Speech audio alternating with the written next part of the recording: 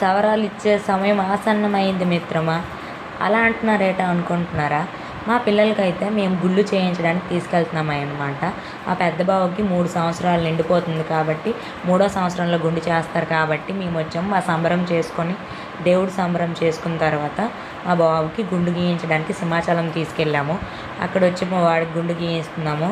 First వాటర్తో తడిపిన తర్వాత నాకు వద్దు అని కొంచెం ఏడ్చాడు, కానీ తర్వాత బాగా నున్నగా గీయించుకుంటున్నాడు. గీయించుకున్న తర్వాత వాడు ఏం చూస్తున్నాడు, అమ్మో నా జుత్తు పోతుంది, లేదు తీసేస్తున్నారని ఒకటే గోల అనమాట.